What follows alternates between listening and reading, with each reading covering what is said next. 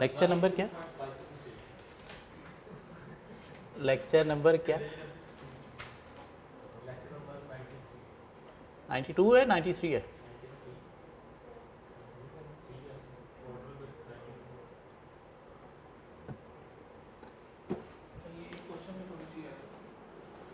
जी question number बोलें। Question number 10, question number 10 देखिएगा please. Autumn 16 का part A B C D और E. जी क्या था ऑटम 16 का question? In relation to the audit report on financial statements and the contents thereof under revise new ISAs discuss the appropriateness और otherwise of the following statement. Mean 2016 में, basically 2015 में audit report का standard change हुआ था। उससे पहले ना कि ऑडिट मैटर सेक्शन होता था रिपोर्ट के अंदर, ना अदर इन्फॉर्मेशन होती थी, और अदर इन्फॉर्मेशन भी एग्जाम्पल होती थी अदर मैटर की। तो 2016 में हमारे सिलेबस में वो नया स्टैंडर्ड आया, तो उसके बाद एग्जामिनर ने ये क्वेश्चन टेस्ट कर लिया। Part D, the description of auditors responsibility for the audit of financial statement should be included with in the body of auditors report. Mean auditors responsibility जो ऑडिट रिपोर्ट के अंदर है उसकी description आपने बतानी है, मीन बताना है उसके अंदर क्या बातें होती हैं। तो उसके अंदर मेंशन होता है कि हम रीजनेबल एश्योरेंस देते हैं, हम as per ISAs work perform करते हैं, sufficient appropriate audit evidence obtain करते हैं, अकाउंटिंग एस्टीमेट्स की एप्रोप्रिएटनेस को असेस करते हैं, जजमेंट एस्टीमेट की रीजनेबलनेस को असेस करते हैं, company's ability to continue going concern की असेसमेंट को इवैल्यूएट करते हैं। तो ये 3 बातें करते हैं। The description of auditor's responsibility for the audit of financial statement should be included within the body of the auditor's report। जो इंक्लूडेड होनी चाहिए ऑडिटर रिपोर्ट की बॉडी के अंदर, तो उसकी डिस्क्रिप्शन आपने बतानी है। थोड़ा सा साथ बता दो कि एक्सपेक्टेशन गैप को कवर करने के लिए दिया जाता है, और क्या एक्सपेक्टेशन गैप इसमें कवर किए जाते हैं कि रीजनेबल एश्योरेंस दी जा रही है, according to ISAs work perform किया जा रहा है, और sufficient appropriate audit evidence obtain किया जा रहा है रादर देन 100% एविडेंस। नहीं, मेनली आपने बताना है कि क्यों ये दिया गया और इसके अंदर क्या होता है। Part E, the audit report can only be signed in the personal name of the auditor. तो yes, personal name of the auditor mean engagement partner sign करता है, लेकिन as a representative of the firm. क्यों? Report जो है वो किसी एक पर्सन की तरफ से नहीं, एक फर्म की तरफ से होती है। हाँ, साइन उसे as a representative of the firm engagement partner sign करता है, पर्सनल नेम पे करता है। और इसी इंगेजमेंट पार्टनर का नेम, सिग्नेचर और साथ फर्म का एड्रेस होता है। जी चलें आगे। जी अब इस चैप्टर के जो ओखे क्वेश्चन रिसेंट अटैम्प्ट्स में एग्जामिनर ने टेस्ट किए, हम उसकी आज बात करेंगे, और कोशिश करनी है ये क्वेश्चन एग्ज़ाम में जाने से पहले 2 दफ़ा अटैम्प्ट करने हैं, एक दफ़ा अभी और एक दफ़ा बाद में रिवीजन में। आज जो भी हम क्वेश्चंस कवर करेंगे, अभी वेरी प्रीवियस अटैम्प्ट स्प्रिंग 2022 में एग्जामिनर ने टेस्ट किया 14 मार्क्स के लिए एक क्वेश्चन, 2 पार्ट थे उसके, और इस क्वेश्चन में एग्जामिनर ने बड़ा क्लियरली मैसेज दिया स्टूडेंट्स को कि FAR2 पढ़े बिना ऑडिट में नहीं आना। क्यों? लीजीज़ का उसने स्टैंडर्ड यहाँ पे डिस्कस कर दिया, और लीजीज़ है ही कहाँ पे? IFRS 16 FAR2 में। उससे पहले तो लीजीज़ का कोई कॉन्सेप्ट ही नहीं है। मीन FAR2 के बिना ऑडिट में आना एक बहुत बड़ी बेवकूफ़ी होगी। साथ पढ़ना चाहिए, या अब एग्जामिनर ने 8वां और वो 5वां पेपर कर दिया है तो पहले पढ़ा होना चाहिए, अदरवाइज साथ मस्त पढ़ना चाहिए। FAR2 को स्किप करके ऑडिट में आना बेवकूफ़ी है। इसलिए छोटे छोटे बच्चे जो अब आ रहे हैं CA में, इनको कभी आपने मशवरा देना हो तो अच्छा मशवरा ये कि FAR2 के बिना ऑडिट में नहीं कूदना। सो क्या है जी रिक्वायरमेंट हमारे पास? 2 पार्ट हैं, A 7 मार्क्स के लिए, B 7 मार्क्स के लिए। Required in each of the above independent situation discuss the reporting implications including the changes that need to be made in the audit report as stated in ISA 700। Mean reporting implication बतानी है matter से related, और बताना है कि audit report के अंदर क्या कोई चेंजेस रिक्वायर हैं, लाइक कोई फेसिस मैटर चाहिए, अदर मैटर चाहिए, तो ये चेंजेस हैं। इस मैटर को की ऑडिट मैटर सेक्शन में हाईलाइट करना है तो ये चेंज है, अदर इन्फॉर्मेशन पैराग्राफ में हाईलाइट करना है तो ये चेंज है, या कोई बेसिस फॉर ओपिनियन पैराग्राफ की हेडिंग चेंज करनी है तो ये चेंज है। क्या ख्याल है?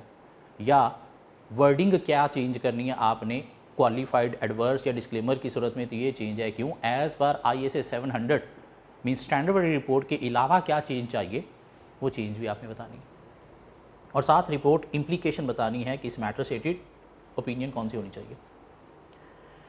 You are the audit partner in a firm of chartered accountants following independent matters for the year ended 31st December 2021 are presently under your consideration. 31st December 2021, always underline the year end, especially in audit report questions. Part A for 7 marks. Pioneer Electronics Limited PEL has implemented a new accounting software in 2021. तो नया accounting software implement किया गया।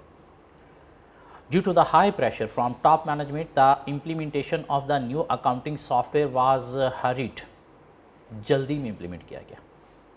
This means शायद उसकी proper testing नहीं की गई, उसे ensure नहीं किया गया कि वाकई properly work कर रहा है, which has resulted in numerous errors in the inventory, payables and receivables module of the software। और जल्दी में implement करने की सूरत में शायद उसके कंट्रोल अच्छे नहीं थे, इन्वेंट्री, पेएबल, रिसीवेबल्स में काफ़ी सारे एरर सॉफ्टवेयर के थ्रू आ गए। This mean inventory, payable, receivables की बैलेंसेस ठीक नहीं है। ठीक हो गया? और एक आधा अकाउंट बैलेंस नहीं, मल्टीपल अकाउंट बैलेंसेस हैं। PEL's staff is still in the process of identifying and rectifying the software deficiencies, और क्लाइंट कंपनी का स्टाफ अभी तक लगा हुआ है डेफिशिएंसीज को आइडेंटिफाई और रेक्टिफाई करने में। क्यों? सिस्टम के अंदर एक दफ़ा कोई मसला चला गया तो मसला ठीक करना इतना आसान काम नहीं है। क्यों? रिकॉर्ड में हुआ, मैनुअल रिकॉर्ड में तो आप ठीक कर सकते हो, उसे जो पेजेस हैं सारे चेंज कर दोगे, लेकिन सिस्टम के अंदर बड़ा औखा काम हो जाता है। The audit team has been unable to verify these balances through alternate means, alternative procedure से भी हम उन balances को verify नहीं कर सके। ये मेन करक था इस पार्ट का। Scope limitation क्या कह रहा है? Inventory, payable and receivables are appearing as rupees 200 million, rupees 150 million and rupees 100 million respectively in the financial statement. Profit before tax is rupees 500 million, whereas the net assets are rupees 1850 million. किस लिए? Materiality के लिए। तो पहले तो आप क्या करोगे, इन्वेंट्री का 200 जो बैलेंस है इसको आप कंपेयर करोगे प्रॉफिट के पॉइंट ऑफ व्यू से मटीरियल है, इवन टोटल एसेट्स के पॉइंट ऑफ व्यू से भी 1% अबव मटीरियल है। क्या कह रहा है? 150 मिलियन जो है वो रिसीवेबल का बैलेंस भी प्रॉफिट के पॉइंट ऑफ व्यू से मटीरियल है, 100 मिलियन पेएबल का बैलेंस भी प्रॉफिट के पॉइंट ऑफ व्यू से मटीरियल है, और 3 मटीरियल अकाउंट बैलेंसेस को अगर हम कंबाइन करें तो परवेसिव इफेक्ट दे रहे हैं। क्या कह रहा है? और auditor unable to verify balances है तो स्कोप लिमिटेशन, जिस सूरत में ऑडिटर को क्या करना चाहिए? डिस्क्लेमर ऑफ ओपिनियन की तरफ जाना चाहिए। And the reason for disclaimer of opinion should be explained in the basis for opinion paragraph। क्या कहला? basis for opinion paragraph। कोई और चीज़ ऑडिट रिपोर्ट के अंदर आनी है, कोई इम्फेसिस मैटर, कोई अदर मैटर या कोई की ऑडिट मैटर? क्या उसने कहा कि आप पहली दफ़ा ऑडिट करने गए हो? नहीं, ऐसी कोई बात नहीं है। की ऑडिट मैटर जब आपने मैटर तीनों यही थे उनसे रिलेटेड आपने ओपिनियन ही कह दिया कि मैं दे ही नहीं रहा, तो यहाँ पे की ऑडिट मैटर नहीं आएगा। क्यों? हम डिस्क्लेमर ओपिनियन की तरफ जा रहे हैं। एडवर्स या डिस्क्लेमर की सूरत में की ऑडिट मैटर सेक्शन है नहीं आएगा, तो ये मेंशन भी आप कर सकते हो कि ऑडिट रिपोर्ट के अंदर से की ऑडिट मैटर सेक्शन को ओमिट किया जा सकता है। क्यों? ऑडिटर एक्सप्रेस करने जा रहा है डिस्क्लेमर ऑफ ओपिनियन। तो ये ऑडिट रिपोर्ट के अंदर एक चेंज ये भी बता दोगे। क्या कह रहा है? 7 नंबर 7 मार्क्स। ये एक बिल्कुल नई तरह की रिक्वायरमेंट थी, ऐसी रिक्वायरमेंट आज तक कभी ऑडिट के पेपर में टेस्ट नहीं हुई थी। Part B for 7 marks. Your firm has been appointed as auditor in place of retiring auditor for smart footwear limited a listed company. क्या बताया यहाँ तक उसने? आप पहली दफ़ा ऑडिट करने जा रहे हो, दिस मीन ऑडिट रिपोर्ट के अंदर जो चेंज आएगी, चेंज में अदर मैटर पैराग्राफ के थ्रू आप हाईलाइट करोगे previous year financial statements for audited by any other firm. ठीक हो गया? SFL owns a number of retail outlets across Pakistan and many of them were acquired on rental basis. Company क्या करती है, कोई footwear का शायद बिजनेस है इसका, और पाकिस्तान में काफ़ी इसके आउटलेट्स हैं और सारे रेंटल बेसिस पे, मीन लीज पे. During the year, SFL has adopted IFRS 16 leases. The audit team has made significant efforts to review the adjusting entries made in the financial statements to reconcile the change in accounting policy of operating lease. The matter was discussed in detail in the audit committee meeting. Your team has included the detail about adjustment and impact on financial statements is in the board letter. Mean काफ़ी सारी उस edit जो है वो क्या की गई हैं, एडजस्टमेंट डाली गई हैं फाइनेंशियल स्टेटमेंट्स के अंदर, और वो मैटर आपने जो है वो कमेटी मीटिंग में भी डिस्कस किया है और आपने बोर्ड मेंबर को भी लेटर लिखा है उन एडजस्टमेंट से रिलेटेड. सो क्या बात करेंगे यहाँ पे, अगर तो पर IFRS 16 एडजस्टमेंट जो हैं वो करेक्टली मेड हैं या मैनेजमेंट से जो करेक्शन हमें रिक्वायर थी वो उन्होंने कर दी हैं, क्या कहलाए, तो उस सूरत में अनक्वालिफाइड ओपिनियन. और अगर ऑडिटर कंक्लूड कर रहा है कि एडजस्टमेंट जो है वो करेक्टली मेड नहीं है, मीन उसकी सूरत में कोई मिस स्टेटमेंट अकर हो रही है, तो हमें देखना है कि अगर तो मटीरियल मिस स्टेटमेंट हो रही है तो फिर क्या करना है, except for qualified except for opinion, और अगर परवेसिव है तो सूरत में एडवर्स ओपिनियन. क्या कह रहा है, हाँ अगर ऑडिटर कंक्लूड कर रहा है कि एडजस्टमेंट एक्यूरेटली मेड है तो फिर अनक्वालिफाइड ओपिनियन के साथ ये मैटर हमें हाईलाइट करना चाहिए कहाँ पे, की audit matter section in the audit report भी. क्या कह रहा है, क्यों, इसके ऊपर हमें अच्छा खासा काम करना पड़ा है, मैनेजमेंट के साथ डिस्कशन करना पड़ी, दिस मीन हमने डिटेल वेरिफिकेशन की है, मीन ऑडिट पॉइंट ऑफ से की मैटर था.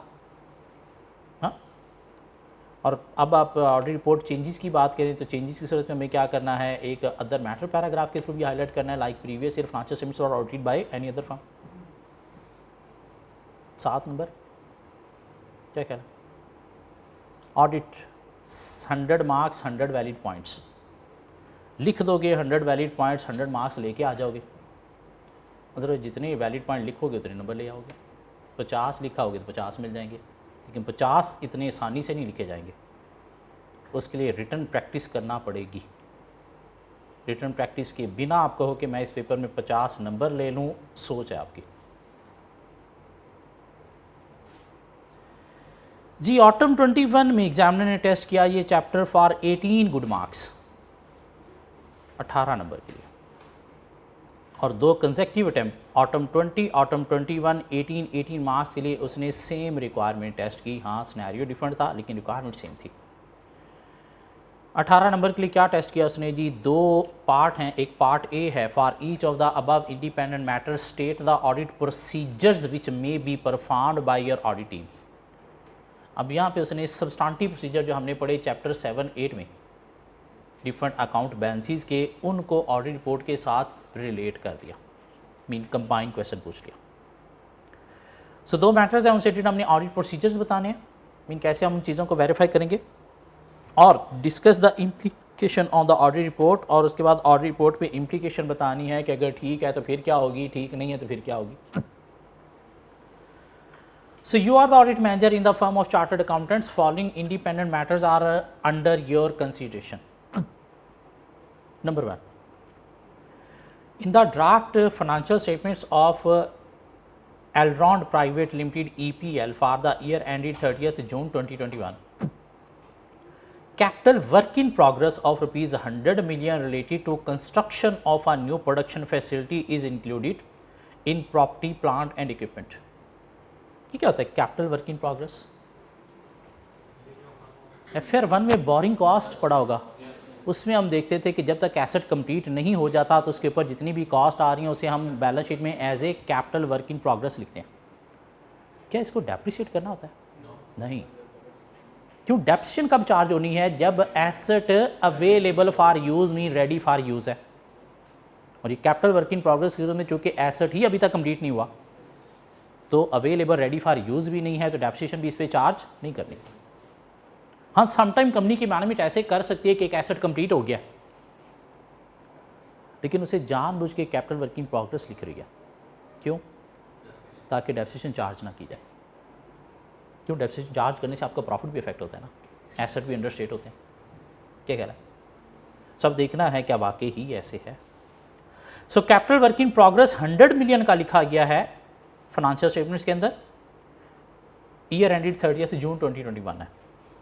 Your team has observed that the last cost incurred on the said facility was on 30th April 2021. Mean asset पे लास्ट टाइम अगर कोई कॉस्ट आई है तो 30th जून से पहले मीन 30th अप्रैल तक आई है, उसके बाद अगले 2 माह इसके ऊपर कोई कॉस्ट नहीं इनकर की गई। तो चांस हो सकता है 30th अप्रैल पे एसेट भी कंप्लीट हो चुका था, और अगर कंप्लीट हो चुका था तो 2 माह की डेप्रिसिएशन चार्ज होनी चाहिए। क्या कह रहा है? 2 माह की डेप्रिसिएशन चार्ज होनी चाहिए। खैर देखते हैं। However, it was put use on from 1 अगस्त 2021। हाँ एसेट यूज हुआ है ईयर एंड के बाद 1 अगस्त से, लेकिन डेप्रिसिएशन क्या यूजेज डेट से स्टार्ट करनी है या when asset is ready for use? When asset is ready for use. और रेडी फॉर यूज़ हमें नज़र आ रहा है कि शायद 30th अप्रैल पे था। क्या करें? डेप्रिसिएशन वहाँ से चार्ज होनी चाहिए थी। And therefore no depreciation has been charge at the year end. और उसने क्लियरली आप बता दिया कि डेप्रिसिएशन चार्ज नहीं हुई। The useful life of said facility is assessed to be 10 years. 10 साल उसकी यूजफुल लाइफ है। 100 मिलियन की कॉस्ट लिखी हुई है। And the draft financial statements show that EPS profit before tax is 150 million. तो पहले तो ये देखो ना कि डेप्रिसिएशन क्या निकाली जा सकती है, कैसे? 100 उसकी कॉस्ट है, 10 ईयर्स जो है वो लाइफ है, तो कितनी बनी? 10 बनी। क्या ख्याल है? और इनटू हमने क्या करना है? 2/12, और 2/12 करने से कितना बना ये? 1.67। और 1.67 को अगर हम कंपनी का प्रॉफिट कितना है?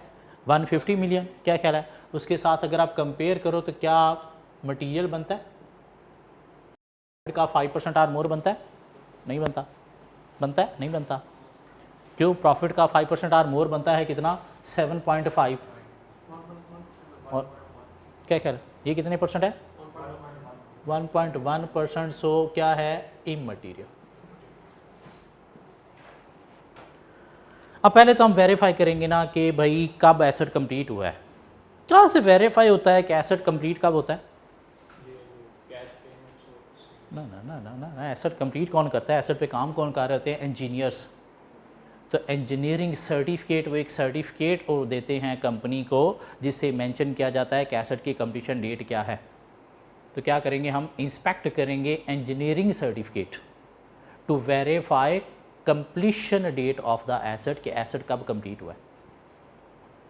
क्या कर रहा है? इंजीनियरिंग सर्टिफिकेट से पता चलेगा कब एसेट कंप्लीट हुआ है। क्या कह रहा है? और क्या करेंगे? और क्या करेंगे? 100 मिलियन ही कॉस्ट है तो भी हम वेरीफाई कर सकते हैं। कहाँ से? Inspection of invoices, material invoices to verify cost of the asset कि 100 मिलियन है। क्या कह रहा है? फिर इसकी यूजफुल लाइफ 10 ईयर्स है, ये भी देखना पड़ेगा ना। हो सकता है 5 साल हो, 5 साल हो तो फिर तो डेप्रिसिएशन भी अच्छी खासी बन जाएगी। क्या कह रहा है? तो क्या करेंगे? यूजफुल लाइफ भी 10 ईयर्स है तो उसे क्या करेंगे हम? मैनेजमेंट की जो एस्टीमेट हैं रिगार्डिंग यूजफुल लाइफ उसको रिव्यू करेंगे और चेक करेंगे consistency with prior periods as well as industry average, ये कंसिस्टेंट है यानी कहाँ से देखेंगे? प्रायर पीरियड से भी और इंडस्ट्री एवरेज से भी, कि ऐसा एसेट पास्ट में भी 10 सालों पे डेप्रिसिएट किया गया था और इंडस्ट्री में भी 10 सालों पे डेप्रिसिएट किया जा रहा है। एक्सपर्ट ओपिनियन भी ली जा सकती है regarding the useful life of the asset and its condition relating to completion, ये कंप्लीट वाली कंडीशन है या नहीं है। क्या ख्याल है? कि अगर कंप्लीट वाली कंडीशन ये एंड पे एग्जिस्ट करती है दिस मीन 30th अप्रैल को ये कंप्लीटली था। हाँ, और क्या करेंगे? बोरिंग कॉस्ट की तरफ जाने की ज़रूरत नहीं है। मेन मसला डेप्रिसिएशन क्या है, क्योंकि बोरिंग कॉस्ट अगर दी होती तो हम उसकी बात करते। और क्या करेंगे? मैनेजमेंट से डिस्कस किया जा सकता है regarding their intention to use this asset from what date, कि किस डेट से आप इस एसेट को यूज़ करना चाह रहे हो या कब ये रेडी फॉर यूज़ था। मैनेजमेंट से डिस्कस भी किया जा सकता है। क्या ख्याल है? अब ये मैटर के अंदर क्या कोई ऐसी चीज़ इन्वॉल्व है कि हमें 100% एविडेंस नहीं मिल रहे तो हमें मैनेजमेंट से एक रिटर्न प्रेजेंटेशन भी लेनी चाहिए। नेक्स्ट चैप्टर में हम जाके पढ़ेंगे रिटर्न प्रेजेंटेशन का एक टॉपिक। वो रिटर्न प्रेजेंटेशन क्या कहता है कि अगर कोई ऐसा अकाउंट बैलेंस है जिसकी फिगर जजमेंट एस्टीमेट बेस पे लिखी जा रही है तो आपने वहाँ पे एक एक्स्ट्रा एविडेंस मैनेजमेंट से रिटर्न प्रेजेंटेशन भी ऑब्टेन करनी है। तो क्या लिखोगे? Obtain return presentation from management regarding reasonable estimates.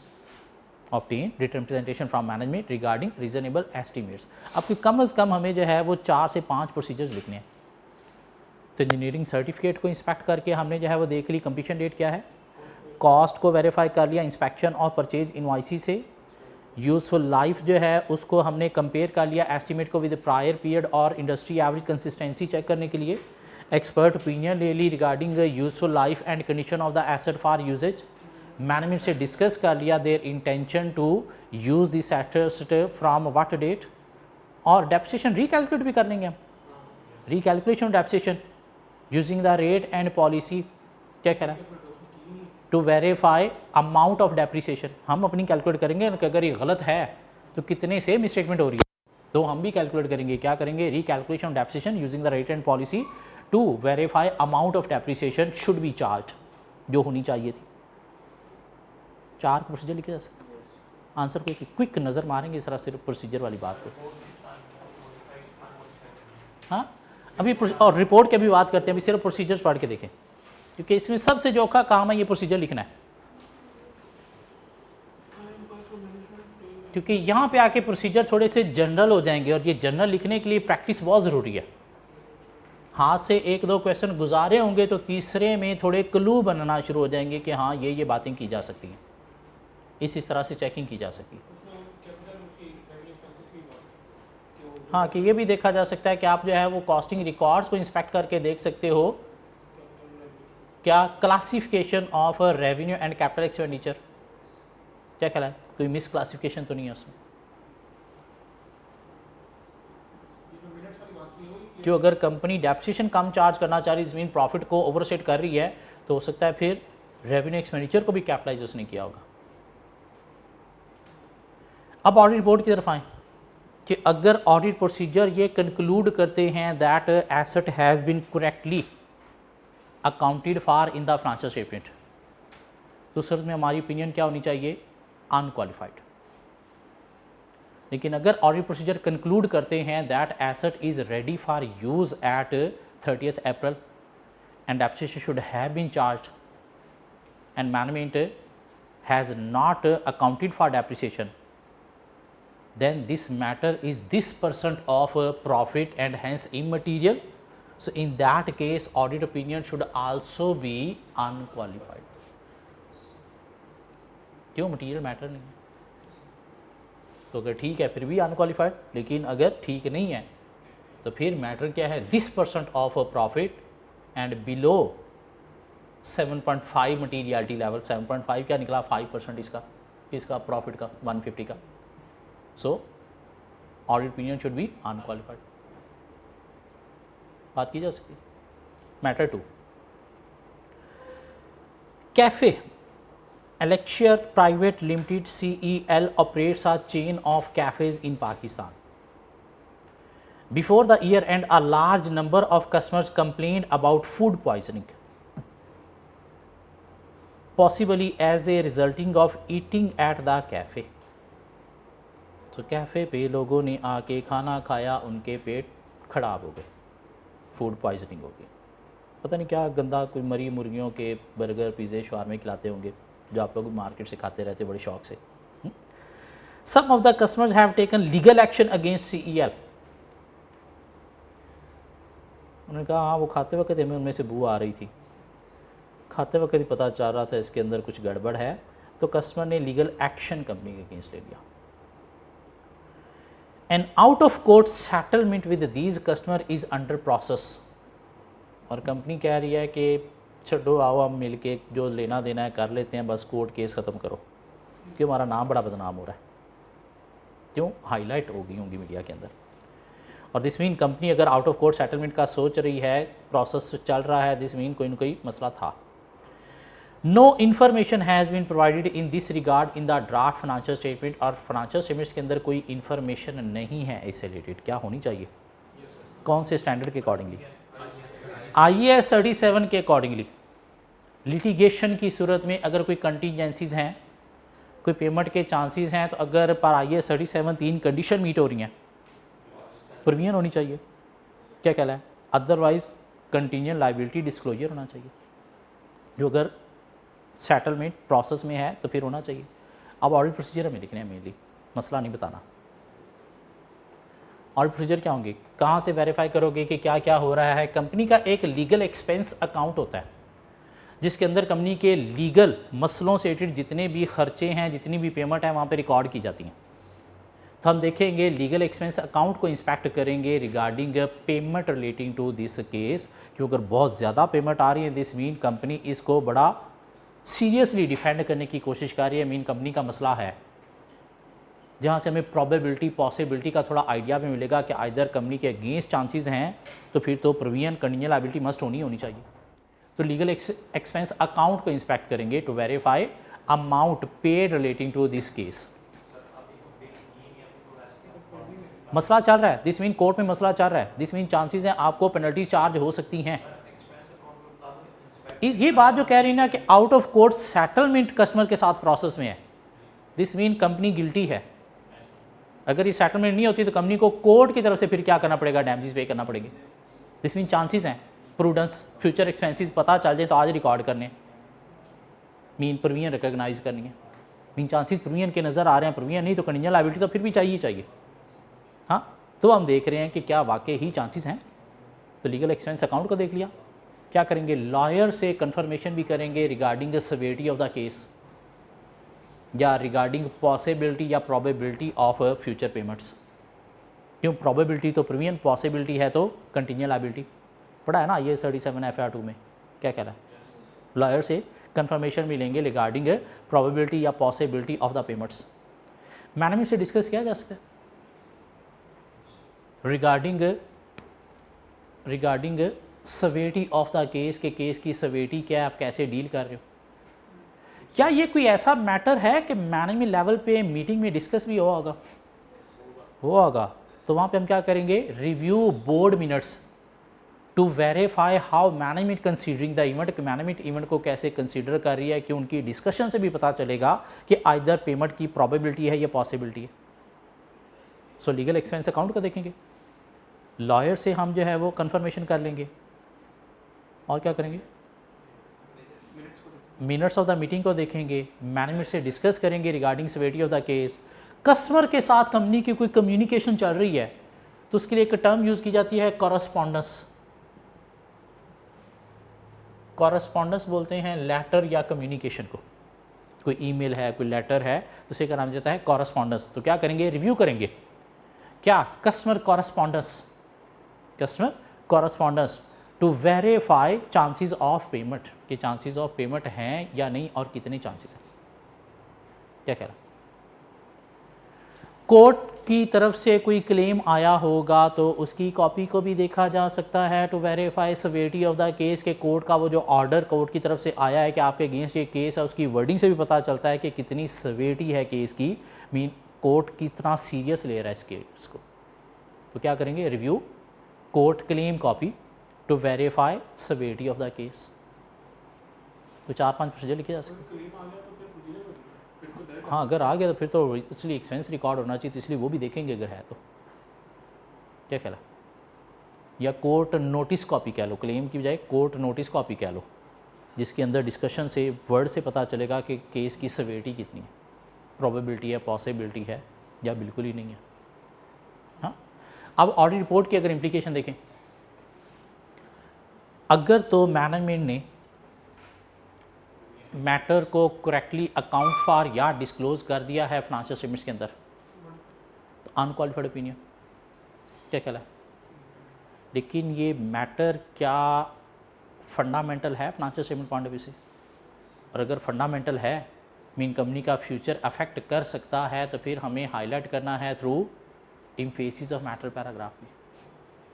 हाँ, अगर मैनेजमेंट ने करेक्टली अकाउंटेड फॉर नहीं किया फाइनेंशियल स्टेटमेंट्स में, तो हमें देखना है अगर तो मैटर मटीरियल मिसस्टेटमेंट क्रिएट कर रहा है तो qualified except for opinion should be issued, और अगर परवेसिव मिसस्टेटमेंट क्रिएट कर रहा है तो फिर adverse report should be issued. हमें तो पता ही मैंने नहीं किया, तो फिर पहली बात तो करने का वो तो नज़र आ रहा है कि मैंने भी नहीं किया, वो तो उसने बता दिया कि सेक्रेटरी फाइनेंशियल स्टेटमेंट्स के अंदर कुछ नहीं है, इस सेक्रेटरी फाइनेंशियल स्टेटमेंट्स के अंदर कुछ नहीं है।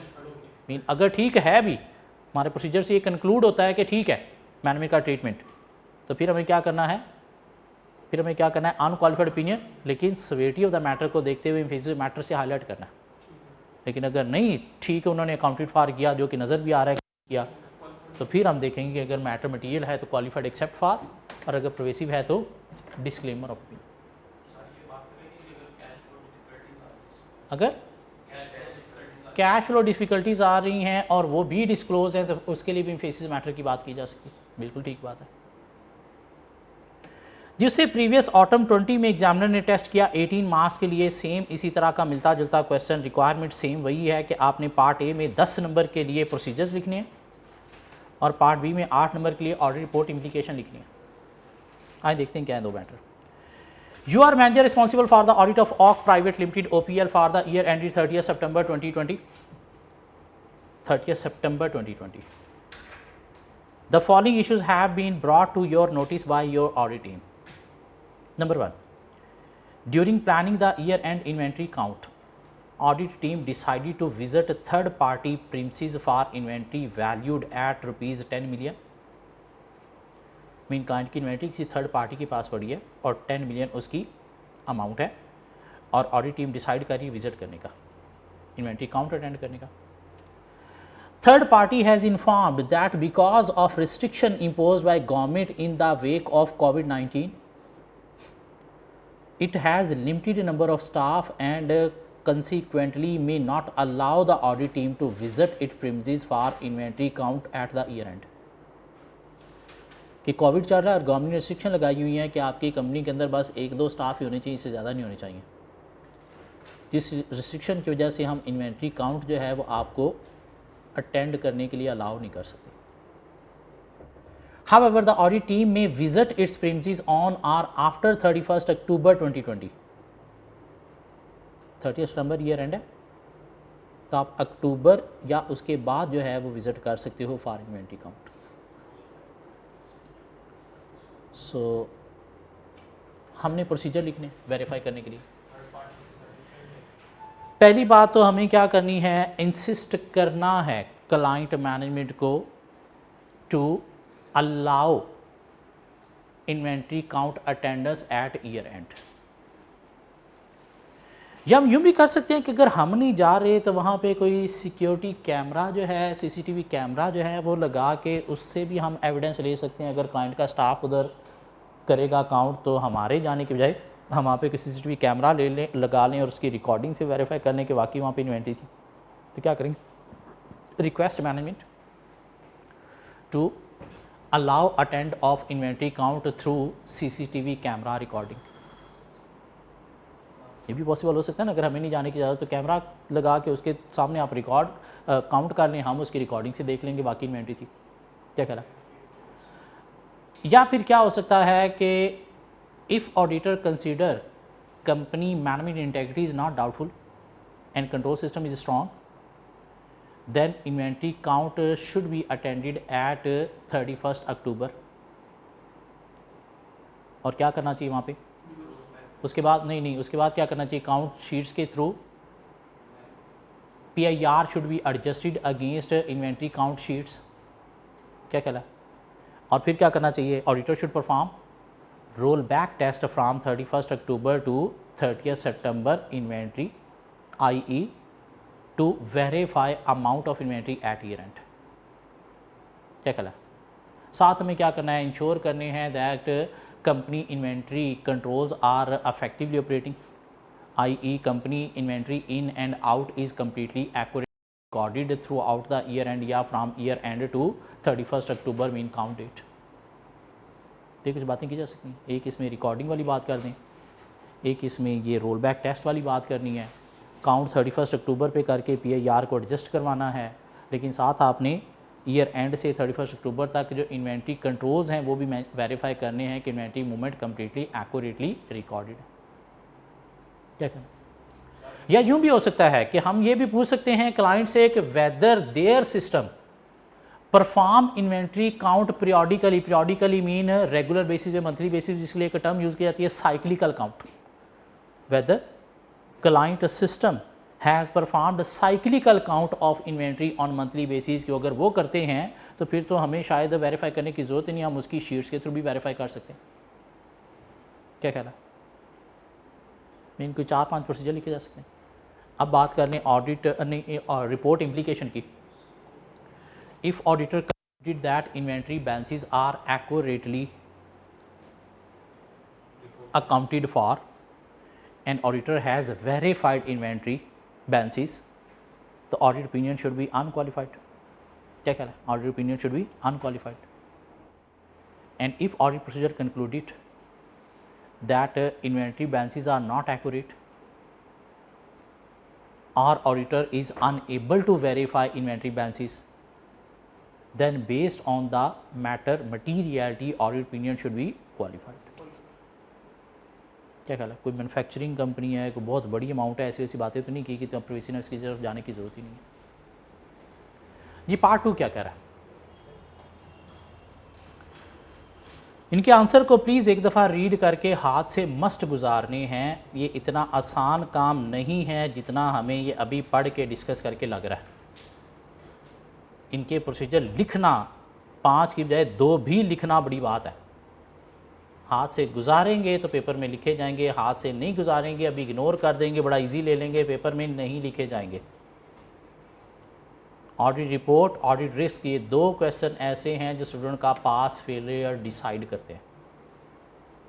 अच्छा स्टूडेंट ये 2 क्वेश्चन अटैम्प्ट करेगा अच्छे, गंदा स्टूडेंट जो ना टेस्ट देता है ना उसने लिखने वाली प्रैक्टिस की है, वो ये 2 क्वेश्चन अच्छे अटैम्प्ट नहीं कर सकेगा, पेपर पास नहीं कर सकेगा। जी part 2, a competitor has alleged that OPL has infringed its patent right. Infringe में ओबे नहीं किया, फॉलो नहीं किया किसको, पेटेंट राइट्स को, and has taken legal action for damages of ₹500 million. तो डैमेजेस का क्लेम आ गया 500 मिलियन का। OPL's independent legal advisor is of the view that no estimate can be made about the outcome of the case of this point of time। भाई जब 500 रुपये के damages का क्लेम है तो फिर एस्टीमेट का तो इसमें चक्कर ही नहीं रहा। क्या कहला है, ये तो सीधी सीधी लाइबिलिटी नज़र आ रही है। No provision has been made for the possible losses, provision recognise नहीं की गई। However, OPL intends to fully disclose it in the notes to the financial statement, और उन्होंने notes to the financial statements में डिस्क्लोजर दे दिया है, वो भी एज ए फिर कंटिजेंट लायबिलिटी दिया होगा। क्या कहला है, the projected profit before tax is 75 million और 75 मिलियन का प्रॉफिट है। तो मैटर को देखा जाए तो ये तो शायद 75 मिलियन का 500 कोई 600-700% बनता है। क्या कहला है, लेकिन हमें पहले प्रोसीजर लिखने हैं। प्रोसीजर लिखने के लिए क्या करेंगे, पहले तो हम जो डैमेजेस क्लेम कॉपी है उसे इंस्पेक्ट करेंगे to verify the amount and severity of the claim. मैडमी लेवल का मैटर है, बोर्ड में डिस्कशन हुई होगी, तो क्या करेंगे, review board minutes to verify how management considering the event and accounting for it, mean कैसे कंसीडर करिए, कैसे अकाउंटिंग करने जा रही है। लॉयर से ओपिनियन लेंगे, इंडिपेंडेंट कंफर्मेशन फ्रॉम लॉयर, फिर भी लॉयर से कंफर्मेशन लेंगे, independent confirmation from lawyer regarding probability और पॉसिबिलिटी। क्यों, अगर कंटिजेंट लायबिलिटी उन्होंने डिस्क्लोज किया है तो हो सकता है लॉयर कह रहे होंगे जी नहीं प्रोबेबिलिटी नहीं पॉसिबिलिटी है, तो उसे हम कंफर्मेशन से पता करेंगे कि किन बेसिस पर वो पॉसिबिलिटी या प्रोबेबिलिटी कह रहे हैं। क्यों, मैनेजमेंट ऐसे तो नहीं लिखेगी कि उनकी एविडेंस तो वो भी देगी ना। Discuss with management regarding severity of the claim and chances of payment कितने हैं। क्या कह रहा है, और कंपैटर के साथ कोई कॉरेस्पॉन्डेंस भी होगी, उसे भी इंस्पेक्ट करेंगे regarding the chances of damages imposed, कि कितने % चांसेस हैं, कितनी सेवेरिटी है, उसकी बातें की जा सकती हैं। रिटर्न प्रेजेंटेशन लेने की ज़रूरत है अगर कोई एस्टीमेट वगैरह की बात हो रही है तो। Obtain representation from management regarding reasonable estimates, कैसे आप कह रहे हो कि ये एस्टीमेट है जबकि वो तो 500 सीधा सीधा लिखा हुआ है, तो लिख के दे दो फिर कैसे, तो लिखा हुआ क्या रिटर्न प्रेजेंटेशन। अब हम क्या करेंगे जी, if audit procedures conclude that management has correctly accounted for the matter in financial statement, then audit opinion should be unqualified, and based on the severity of the matter, this disclosure should be highlighted through emphasis matter paragraph.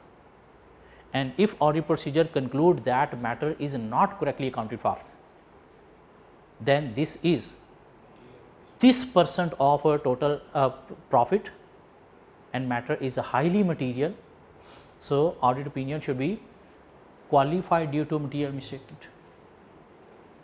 Audit opinion should be qualified due to material misstatement. Mean दोनों तरह की implication बतानी है, क्यों 4 number के लिए आपसे वो रिपोर्ट का इम्पैक्ट पूछ रहा है। तो अगर ठीक है तो फिर क्या होगी, और अगर ठीक नहीं है तो फिर क्या होगी, दोनों तरह की रिपोर्ट इम्प्लीकेशन बताना पड़ेगी। हाँ, अगर 2 नंबर के लिए होता तो फिर सीधा एक ही कि मिस स्टेटमेंट है, ये है तो रिपोर्ट सीधी ये, फिर दूसरी तरफ के सही है तो क्या होगा वो जाने की ज़रूरत नहीं है जी। ये 3 क्वेश्चन कोशिश करनी है, अगर आज ही जाके एक दफ़ा रीड करके आंसर अटैम्प्ट हो जाए हाथ से। इसी तरह के 2-3 क्वेश्चन नेक्स्ट लेक्चर में हम और कवर करेंगे और चैप्टर हमारा वाइंड अप हो जाएगा।